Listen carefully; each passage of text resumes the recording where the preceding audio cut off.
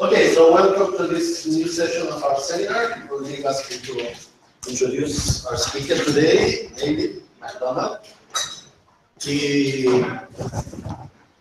has worked for many years at the University of Ottawa in Canada. Just a brief description of his career. He obtained a bachelor's degree in Toronto. You correct me if I'm mistaken. And then he went for a master's degree at King's College in Yaglom. And finally, he did his PhD in Montreal, Université de Montréal. Then he spent some postdoctoral period in Cornell. And along the years, then he joined Ottawa as a faculty member. But in between, he moved a lot. He spent several long-term visiting positions in France, in particular, at Polytechnique, at IIIO, École Normale Supérieure, Paris, yes, yes, and also at Georgia Tech, where people. So he has moved around his career. Now, from a technical point of view, his main field is probability and stochastic processor. He has done a lot of work in different aspects. Many works in modeling internet protocols like TCP, probabilistic point of view, field approximation, risk assessment, statistics, Jackson networks, stochastic gates also. We had some work in that area too. Local limit theorems, which was one of the reasons I met David. Large variation, renewal theory, and so on. Same in microprocessors. And in recent years, he has been very much interested in these Yaglom limits, which model the transient evolution of microprocessors. So his talk will be exactly about these Yaglom limits. So I forgot to mention that he has been in Chile for already 3 months. And he will stay until the end of April. So I have him by email that he's based on the Siena University. Muchas gracias. Buenos días. Me gustaría dar mi presentación en español, pero no creo que sea una buena idea. Lo siento. Pues la próxima vez. So I'm going to talk about space-time harmonic functions, which have come up twice in my career. I'm going to talk about, first of all, an application to renewal theory, which goes back to my PhD thesis. So that goes back to, I think the paper that I'll talk about was 1978. And then I'm going to talk about Yaglom limits, which it turns out uses the same technology that I used back in my thesis. So maybe that's a coincidence. Maybe that's because you can't teach an old dog new tricks. But nevertheless, it has happened that I have done a cycle. I've come back to what I was using when I was in my PhD thesis.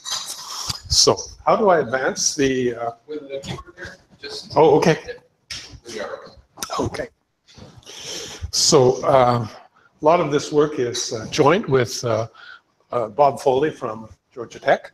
Not this. This is my PhD thesis. So imagine a machine is periodically replaced. Okay, and is replaced by a brand new machine. Okay. And then there will be, each replacement by a brand new machine gives you a cycle. So imagine, therefore, a bunch of cycles.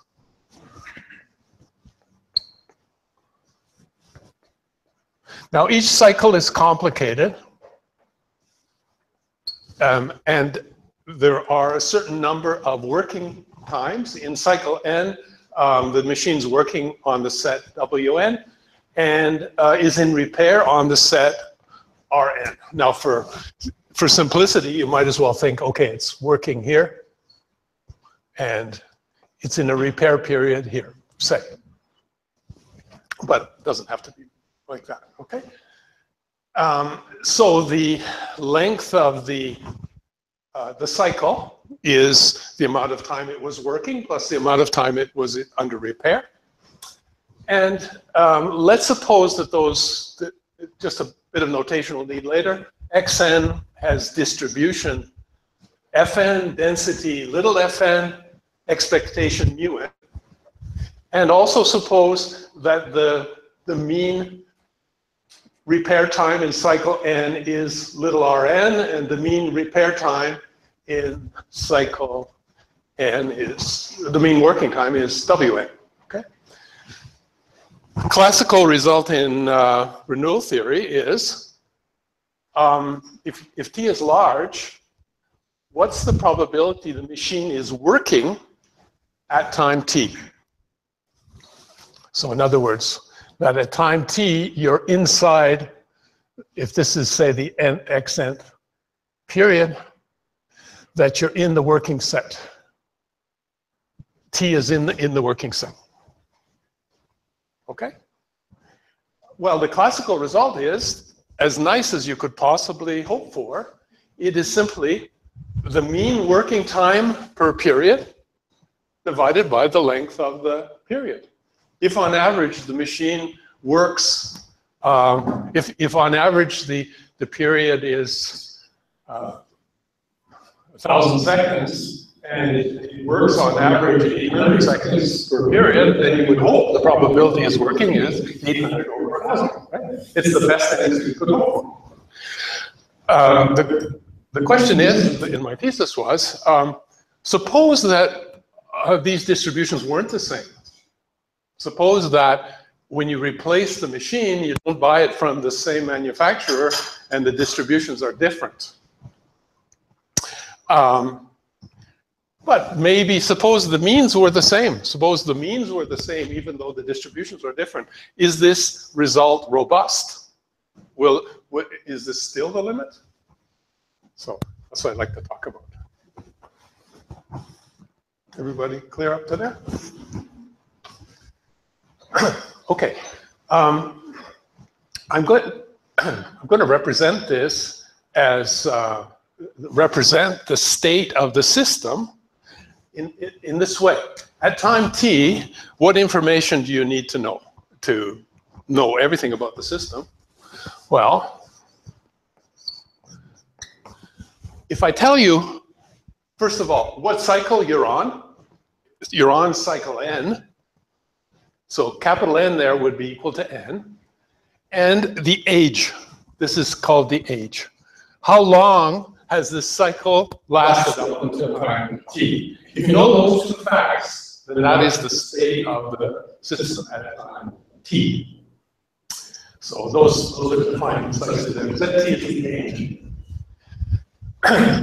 Now, consider this approximate measure. So this will depend on t, but this is the standard renewal limit for the age in renewal theory, but this is for cycle n. Okay, so this is do you remember that the sum over x of this, of 1 minus f of x, is mu of x? This is a probability. Okay, you did that sometime. So in this paper in 1978, I proved the following thing. There's a periodicity condition. There's a periodicity condition in renewal theory, right? You can mess yourself up if things are periodic. So there is one here too. Asymptotically, nt and zt are asymptotically the same as this measure. Okay, so the zt is asymptotically independent of nt. That's what's going on. So,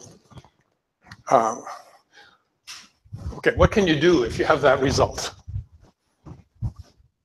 Okay, so, well, here's a little calculator, just so we do some math, not just descriptive. What's the probability the machine is working at time t? Well, it has to be on some cycle, so sum over all the cycles, n 1 to infinity, okay? And then zt has to be in the working set, right? All right.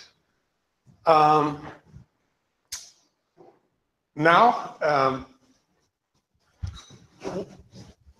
since these cycles are independent, if I tell you, well,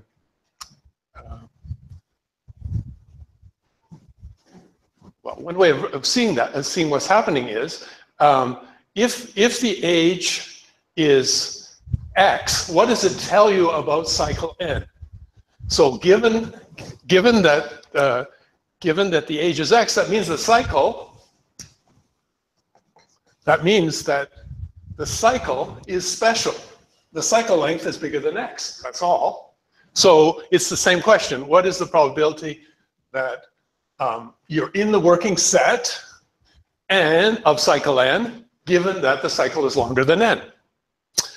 Okay. Now, replace this measure by the one from the previous slide.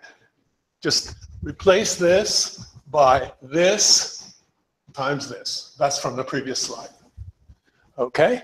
Now notice this and this cancels. So this is this. Now notice that this is an expectation. It's the expectation of an indicator event.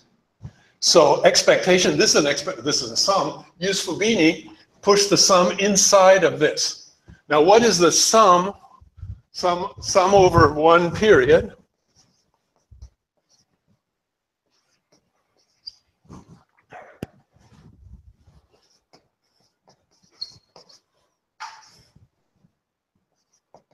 Well, that's just counting whatever the time is in, that's counting the number of times that it's working, right? That is the variable, that's the total length I used, that's the total period it's working. So this is the expected working time. So what have we got? We've got that this thing is, oh, and then there's an error. When I put in, I approximated by something which is little o of t. So those are disappearing as t goes to infinity. So we got this expression. We've got that asymptotically, the probability the machine is working at time t is the weighted average, depending on which cycle you're on, of exactly the answer you think it should be, Wn over mu n. Right?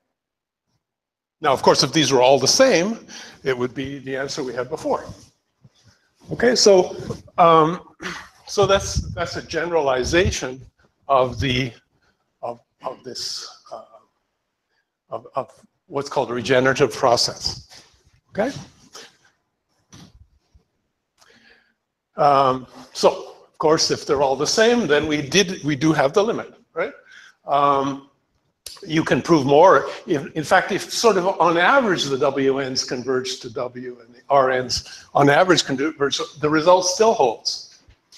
Another small observation, suppose Wn is just 1 point. It works the very first period of a cycle.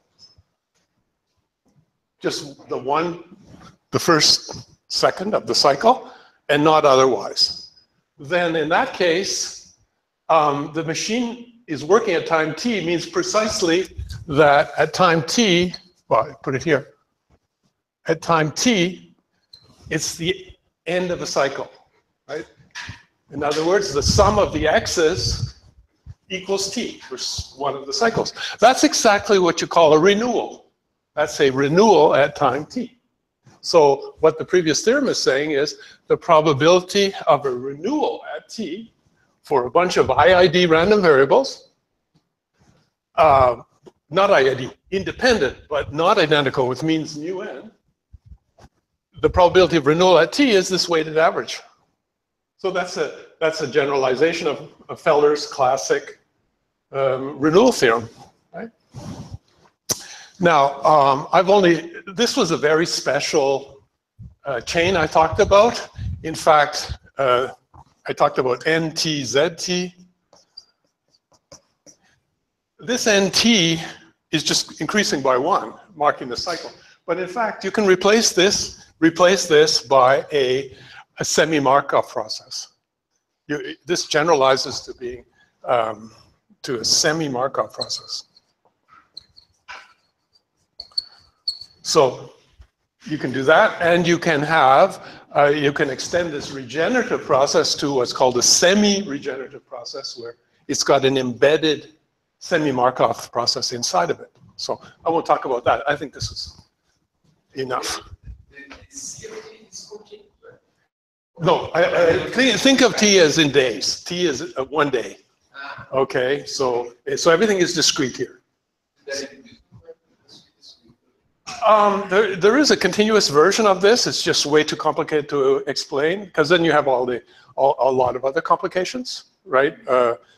There are other reasons why the limit wouldn't hold.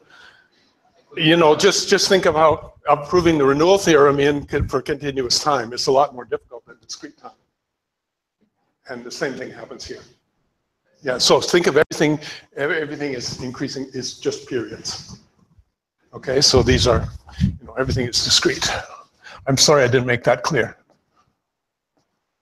Probably some of the inequalities would be inequalities in the continuous case, right? Because you have to say stuff like time between. Yes, yes, exactly. But generally, all the results hold. In general, everything holds. Okay, now, so the question is, how did I prove this approximation that was used? And that involves space-time harmonic functions. And I'll just say a little bit about that. So if we wanted to write down this kernel, we were just talking about the kernel for Z, N, and Z. Then if you're on cycle N at age X, then one thing that could happen is the cycle continues in the next time point. And, the cycle continues, so you stay in the same cycle, but the age just increases by 1. And that probability is the probability that the cycle is just a little bit longer than it is now. Okay, it's already X, it has to be bigger than X plus 1. Or the cycle could end in the next time point. And that happens if the cycle length is exactly X plus 1. And so that's the probability you go to the next cycle with age 0. So we know the structure of this simple Markov chain. Okay, and now we get to the structure that I'm going to talk about a lot. So this is just a Markov chain. We have this kernel. It's 2-dimensional, but just imagine, think of this pair S, this S. Think of this as represented on this line, and this will be time, and this will be space. So in this case, space is 2 coordinates. In this case, okay. A space-time kernel takes you from a point at, for instance, U, comma, T, to V, comma, T plus 1 with the same kernel that you had spatially.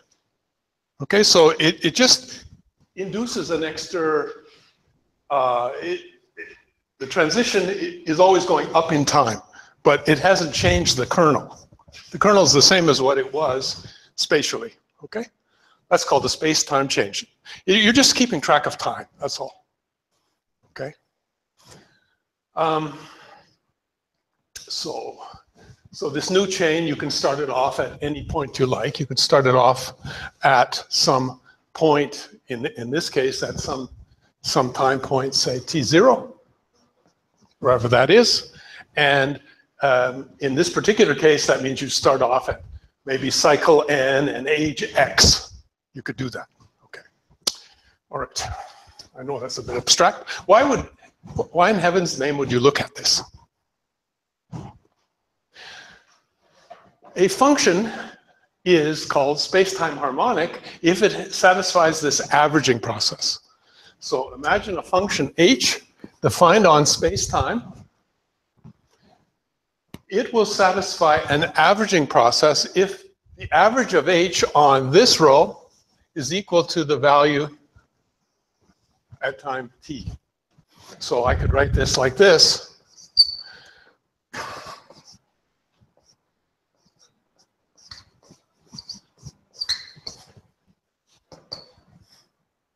Oops.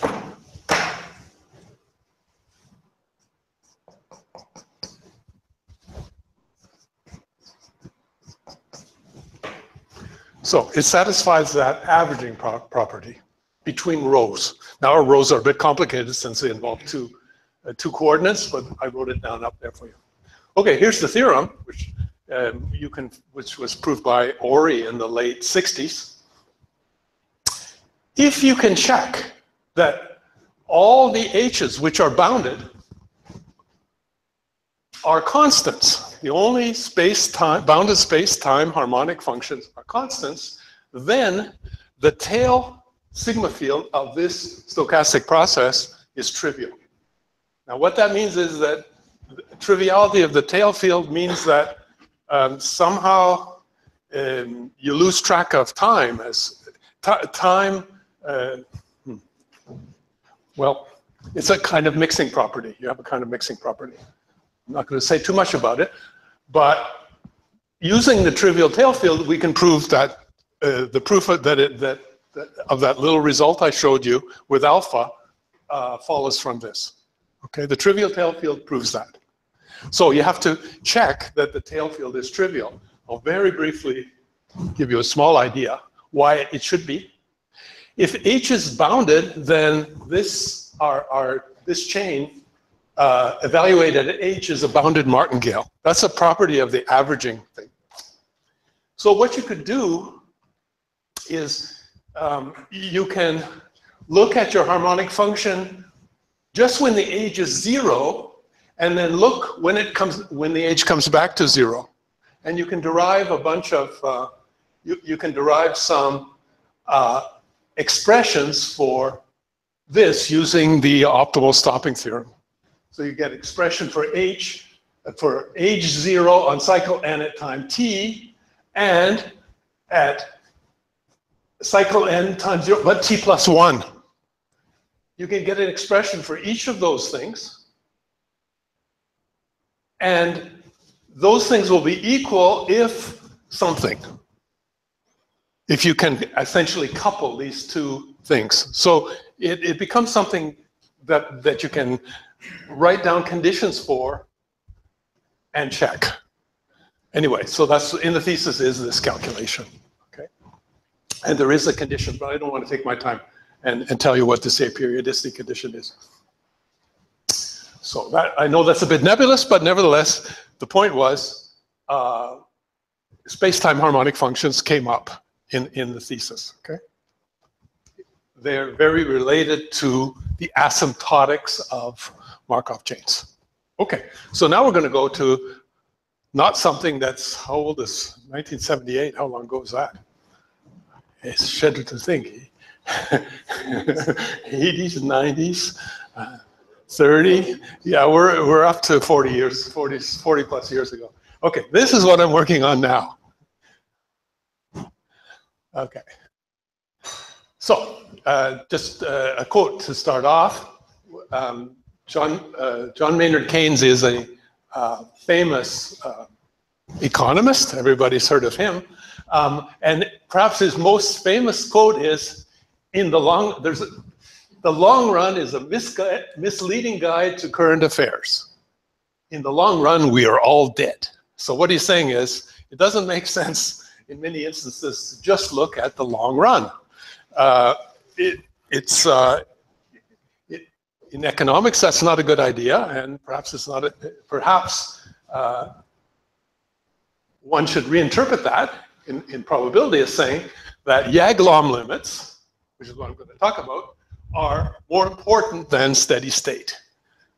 Because if the long run doesn't exist, then what's the point of steady state? Which is the long run. Okay? So interestingly enough, Keynes did his PhD in probability. He was a probabilist, surprisingly. Okay, so here's an example of that we can start off with. So so I'm halfway finished, more or less. Okay. This will help make everything clearer, I think. Imagine that you're at a casino, you're playing roulette, and each time you bet $1 on $1 on red. Okay.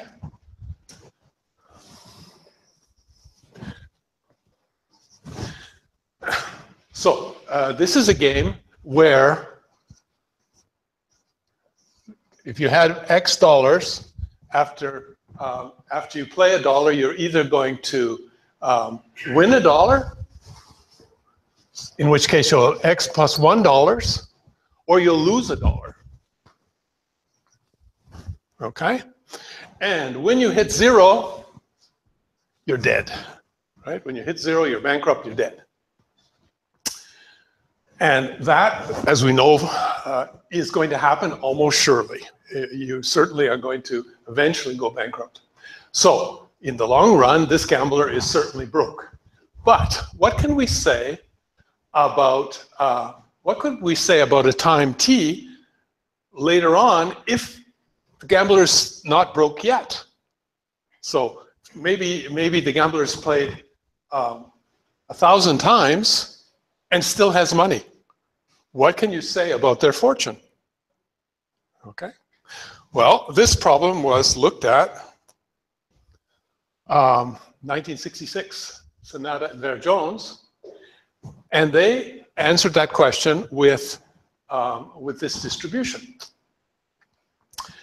It turns out that the probability that you have Y dollars, given that you're still alive, converges to this distribution. So this is a probability distribution, and it converges. Now that's not quite true what I just said. There is a periodicity problem here, because if you start off on the if you start with an even amount of money and you play an even number of games, you're going to have an even amount of money after that. So actually, you have to reinterpret this either on the evens or the odds, but that's a minor thing. The point I want to make is that this goes to a limiting distribution. Okay. Let me make that a bit more clear. Now, so what is this saying? Let xn be the fortune after n plays. That's a Markov chain. It's like a standard queuing example, right? xn is your fortune at time n.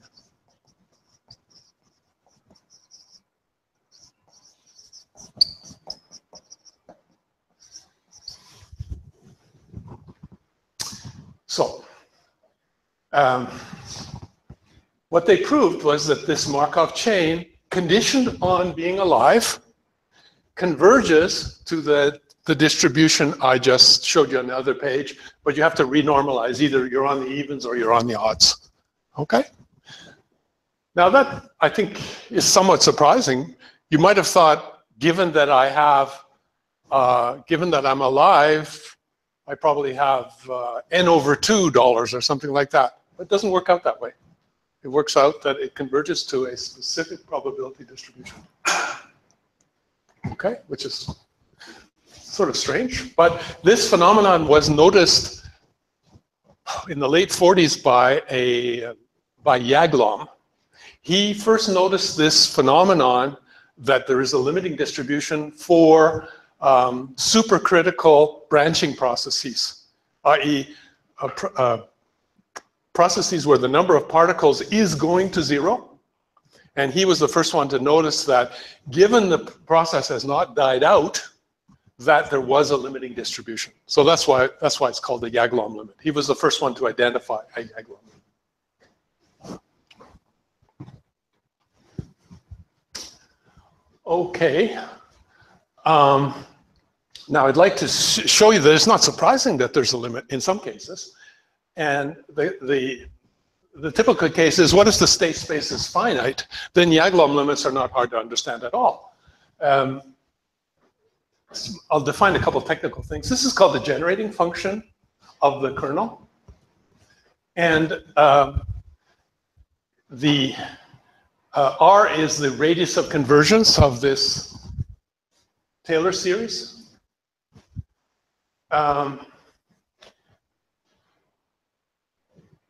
K is called R recurrent if you put in R here, this becomes infinite. That will be the case for any finite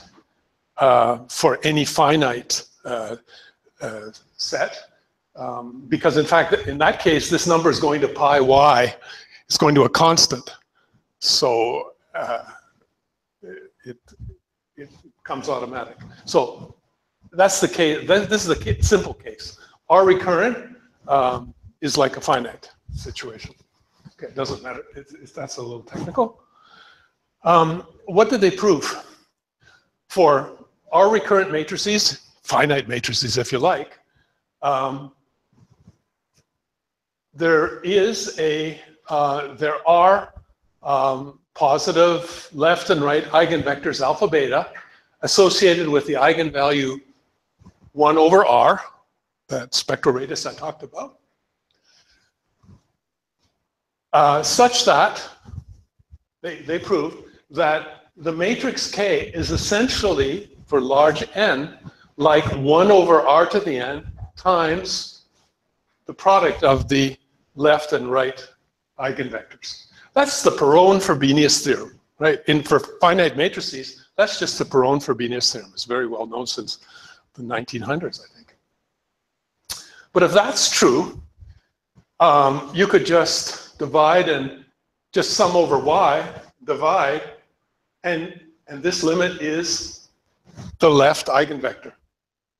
So it's not hard, it's not surprising that Yaglom limits exist. They always exist for aperiodic Markov chains, okay? So all of a sudden it's not so surprising that there can exist Yaglom limits. And in fact, this is a proof that they even exist for infinite matrices as long as there are recurrent. Okay, so that's easy. Is everything okay with that? S is everything. S is the entire state space. So this is the sum over the entire state space. So this is actually the probability you're alive, right? You're somewhere. Except the absorbing state. Yeah, the absorbing state is not a state, it's gone.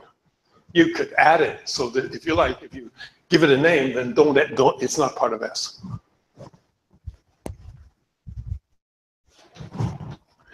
Okay, let's look at the gambler's ruin as a Markov chain. Well, it has an infinite transition kernel, and all it does is it goes left or right with probability A or B. The state space here is indexed by 1, 2, 3, 4, and so on. Okay, 0 is not on that picture. So it's irreducible. But it's got period 2, which is a bit unfortunate, but anyway, we're stuck with that. There's a picture of the gambler's ruin. Okay, but yeah, the S is all of this, as Tito has pointed out, and this is the graveyard 0.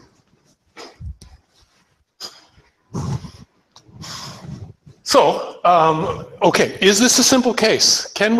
Is this a simple one can we just apply the results in Vera-Jones Sonata? The answer is no. You can calculate the generating function for state 1, 1. So that, if you like, that's the Z transform of the number of visits, expected number of visits to state 1. Okay, you can actually calculate it, and it is, G is that function there, which becomes singular, as you can see, when Z squared is 1 over 4AB, the thing hits the square root and becomes singular. That's the singularity. So Z equals, so the radius of convergence is R equals 1 over 2 square root of AB. The spectral radius. That's where the singularity, sorry, the singularity is 1 over that. Okay? And when you plug in this R into that expression, you don't get infinity. It's not infinite. It's that the square root becomes 0, it's a half. This is not R recurrent. It's what's called R transient. And none of the theory applies. All that lovely theory goes down the drain. It doesn't apply. In fact, it seems to me almost anything of interest to a queuing theorist or to a probabilist is not R recurrent. It is R transient. So we don't know that there's a Yaglom limit or anything, but Baer-Jones and Sonata were able, by brute force, to, using Stirling's formula, they were able to prove that there was that Yaglom limit I showed you. But their calculation is brute force, using permutations, combinations, and Stirling's formula. Okay?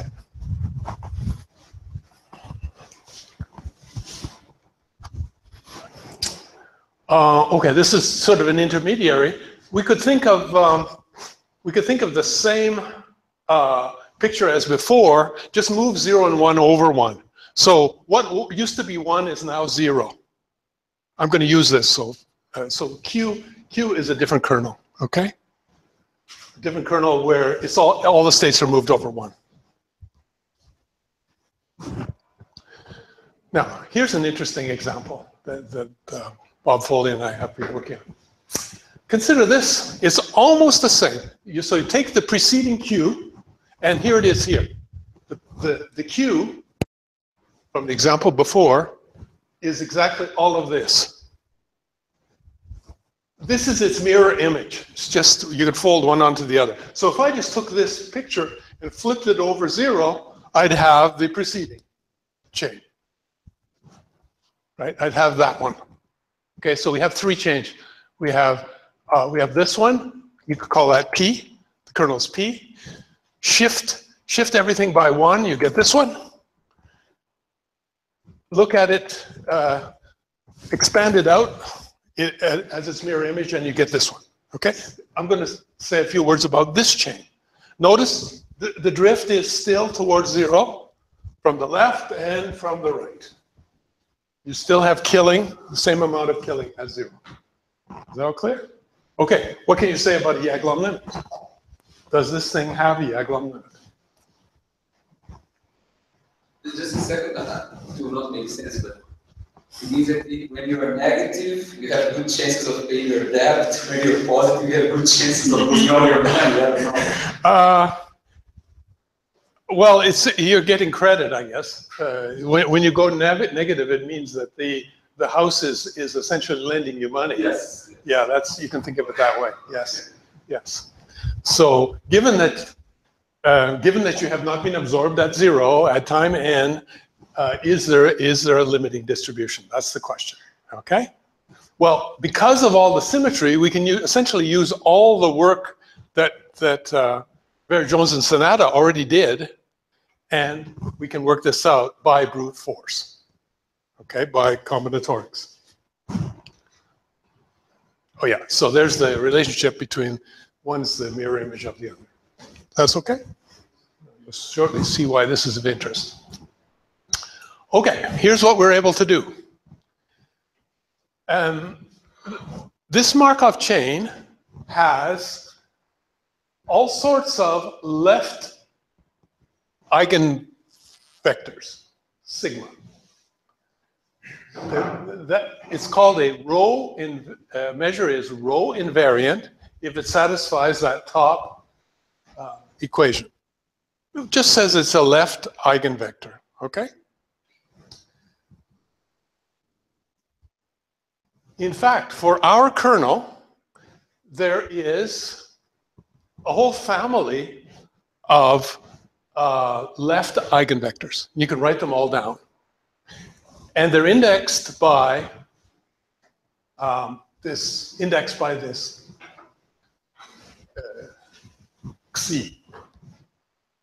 Okay, so there's a whole family of them. Rho is still square root of Yes, it doesn't change. It doesn't, exact, good point. It doesn't change because of the symmetry. Yeah, rho is exactly the same, 2 square root of AB. Okay, here's what we can prove by brute force. We can prove that, yes, there is a Yaglom limit for this thing, okay? But what's curious is the Yaglom limit depends on where you started. The Yaglom limit is an element of this family of probabilities, but which one it is depends on where you started.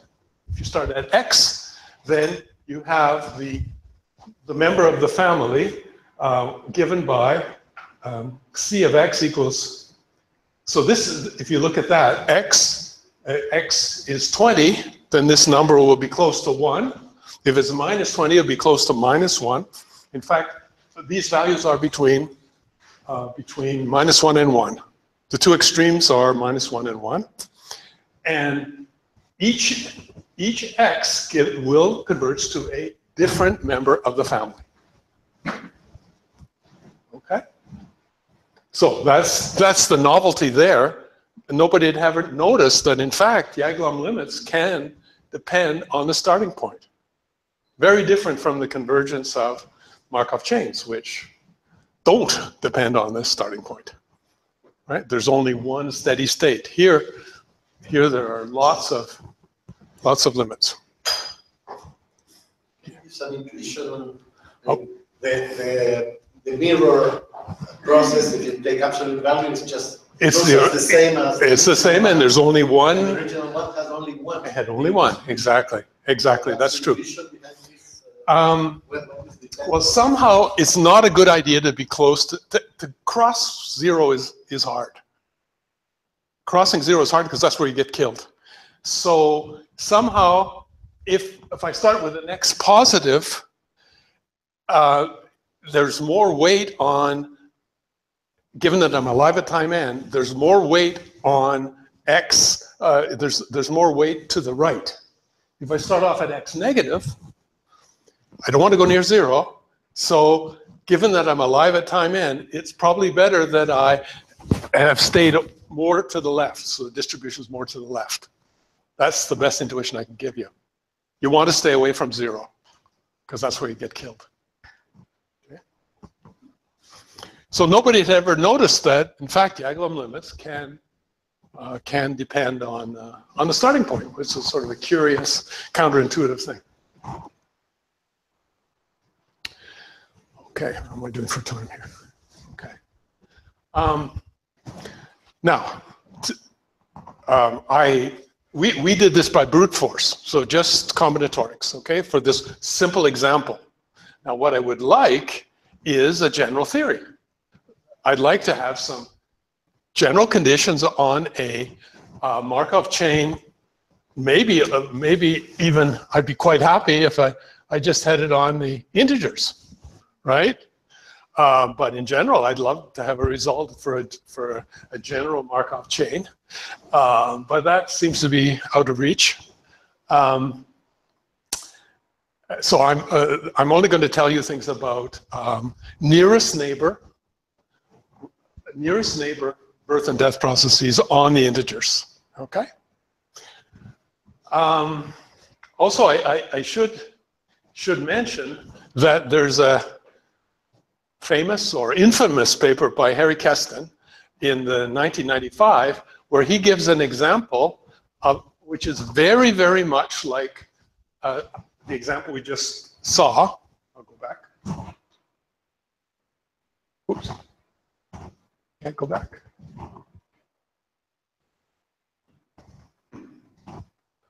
It seems I can't go back more than one, but okay, it doesn't matter.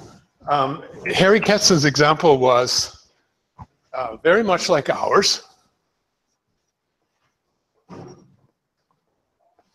but he added a twist. What he did was he gave the possibility of staying put. So at x, he flips a coin, and with probability r of x, you stay put, and with probability, but if you don't, then you use the same transition kernel as before. Okay, so if you flip a coin, you stay put in the same spot. Otherwise, you take the same transitions as before. What Harry Kesten did was he cooked up the Rx's in a way that made the Yaglom limit fail. So he's got a counterexample to Yaglom limits, and it's not that extreme. His Rx's are nice numbers between 1/4 and 1/2. There's nothing diabolical about it, his situation. It's very simple. But the Yaglom limit fails. And roughly speaking, why it fails, well, how he did it, was he cooked up intervals which get longer and longer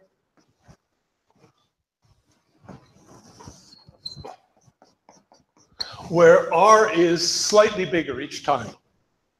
So this is one R, this R is slightly bigger, this R is slightly bigger, and back and forth. So this is tens of thousands, this is millions, this is trillions, and like that. So what happens to that ratio in this case? It cycles? That's right. The ratio as n increases, the ratio is the preceding. Yeah, this ratio does not converge. For a given y, it cycles. It does not converge. Yeah. The reason it doesn't converge is that if a path is going to live till time n, if it's going to live somehow till time n, where should it be? Well, say for the first 10,000 steps, the best place for it to be is where the R is slightly, I should have done this. It goes this side. Let's see, I'm trying to remember how this works. It's better for it to be, no, that's right. It's better, this is smaller, I'll do a minus. It's better to be on the right-hand side because it's stuck in the mud. R is bigger here than it is over here, okay? Then for n in the millions, it's probably better to be over here because this is bigger than these values, okay? And then for n in the trillions, it's probably better to be over here where R is even bigger because you want to be stuck in the mud. You don't get killed when you're staying in the same place. So that's very roughly what he did. So that's incredibly discouraging. In fact, my thesis is it sort of killed the subject since 1995. It killed the subject because nobody knew what to do with in that instance. But I think I have a condition which I can impose that eliminates this kind of a problem. I think I've understood why Harry Kesten's example really worked, and it's got to do with space-time harmonic functions and space-time invariant functions. So a measure, I talked to you about a kernel on space-time already. It could be harmonic on one side, or it could be invariant if it's on the other side. They're dual to each other. If you did have a row invariant probability, then in space-time, it looks like that. So all of these things make sense as harmonic functions in space-time. So in the system equation, I suppose, I guess that on the right there is a mean of y t plus 1. Yes, yes, yes, sorry. So next. No, wait. It should be a y. Sorry, thank you, Roberto. That should be the same as this y here. That should be a y there, sorry. Right, the x's are being summed out. The x's are summed out on the left, just leaving the y. Okay.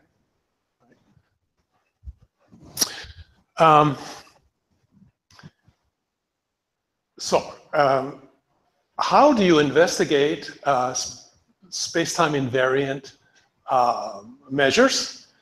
You define what's called the space-time Martin entrance kernel.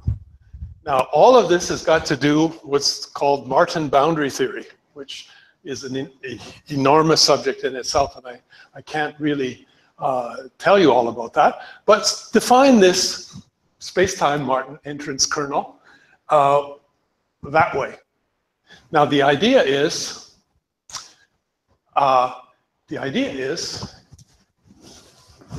you've got this point down here, down at x comma minus t, and you're interested in what's happening up at ys. Ys could be here. So you have this ratio of two things, both of which are getting very small, both going to 0. If you pick subsequences such that this is going off to a limit, then the Martin boundary theory says you should look at all subsequences going off to minus infinity, if you like, minus time infinity, that go to limits. You can see that this is an excessive measure. This thing, as defined, is almost space-time invariant. It only really messes up at the point sy. Sorry, I should have said not sy. I should have said yeah. Oh, that's unfortunate. This is a little s, not capital S. This thing is almost space-time invariant. That's Martin's idea. You have this thing messes up. Well, I should say it messes up here. So the idea is send this off to infinity so it doesn't mess up at all. And in the limit, you get something which is, in principle, space-time invariant. Those points, those limit points, are called the Martin boundary, or to be precise, the space-time Martin entrance boundary.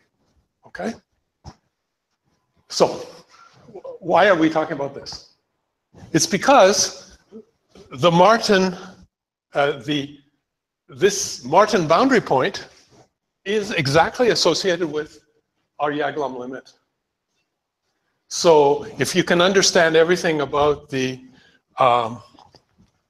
Martin entrance boundary, then you're going to understand your Yaglom limit. The two things are intimately connected.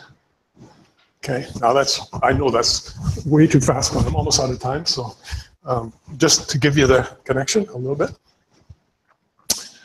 Okay, status report. Where am I?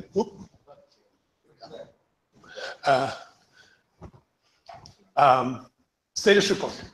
So far, and actually I've been able to finish it since I've been here with some mathematical help from Jaime San Martin. I have a proof that there is a Yaglom limit for the nearest neighbor random walks with killing at 0, but there is a condition. Now this condition is not satisfied for Keston's example. So this is a special condition you have to check, okay? This limit has to work, that essentially what's happening at 0 has to satisfy this property, where this is the row harmonic function corresponding to plus infinity. In the example I gave, it was, remember that it was, I had a whole family, it was the one corresponding to 1. It has to equal that.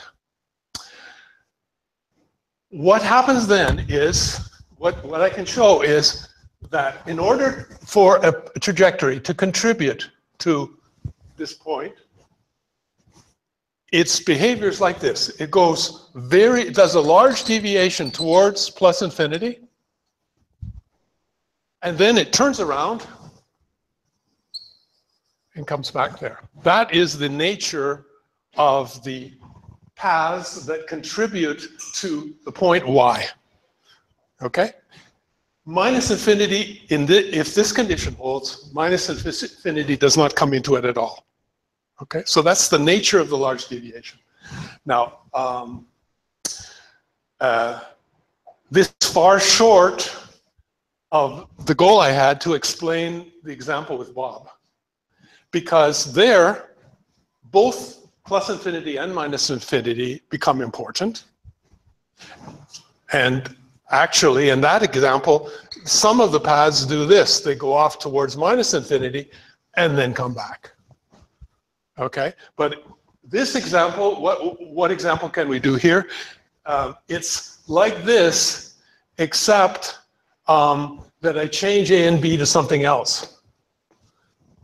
And it has the property that A times B is greater than A1, B1. Okay, just change it a little bit. If I make it two-sided, this side somehow doesn't count. The trajectories that work are only, not these. It's only these. Whether or not the limit exists. That's true. Whether or not it depends on the initial point. That's correct, exactly right. I'm showing that it does exist, the limit does exist, but it does not depend on the initial point. It only depends on essentially going to plus infinity, which is associated with only one measure, pi plus infinity.